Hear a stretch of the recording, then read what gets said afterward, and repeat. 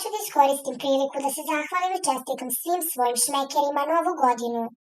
Jeleni se zahvaljujem svakog dana i naravno sestri. Vodit ću se stvarima u realitiju. Zvezdan je uradio nešto, ne vidim na zahvalnost prema osobama ovde. Prva osoba koju ću da navedem je Valentina. Ona i mala Milica su godina moje ćerke.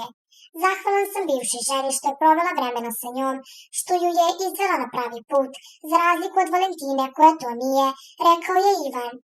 Ti nisi doktor realitija, ti si sprdnja. Ja sam doktor života. Žena ti još uvek plaća kredit, upropastio si karijeru onakvoj ženi. Kad su videli sa kim je bila, propala joj je karijera. Bila je najperspektivnija.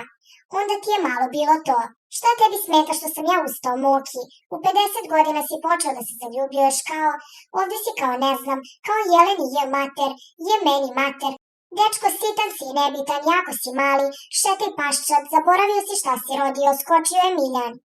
Završit ću sa Valentinom, ima momente kad je simpatična, gleda mi kao dete, verujem da je zanimljivo ovde i lepo.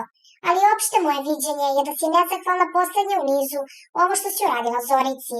Ima tu još 5 osoba, ali pošto moram 3, to ću da klasifikujem ovako. Druga osoba je naravno Miljana Kulić. Ne uzimam šta ja lično imam sa njom. Ne mogu a da ne vidim da je Nenad Macanović radio sve za nju. Apsolutna nezahvalnost.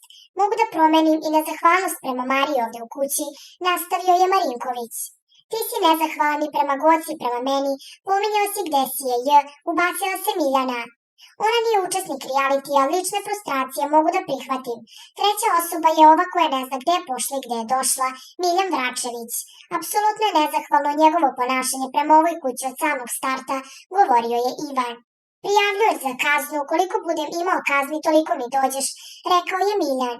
Nisi poštovao emisije, jednog dana kada se budem setio kao reality učesnika, mogu da te se setim kao najsujetniju osobu koju sam upoznao. Mogu i da završim, dodaje Ivan. Ti si davno završio, samo ti niko nije rekao, odbrusio je Vračević. Ne postoji osoba koju nisi pretio, tvoju reč više niko ne shvata ozbiljno. Niko ne želi da ulazi u problem sa tobom jer si ti agresivan čovek. Toga sam se uvek plašio u realitiju. Ne želim da neko bude diskvalifikovan, zato izbegavam sukob sa tobom, a mogu verbalno sa tobom. Plašiš se verbalnog duela, ti si egocentrik. Miću, slušaj ovo jutro, spijem kafu, sedni ja izlazim iz puba, ničim izazvan kaže, evo ovi od 50 godina klinci idu kod mentora. Danas Slađi zamerio što se druži s Ivanom mentorom i Mićom štakorom. Ne razumem toliki animozitet prema nama.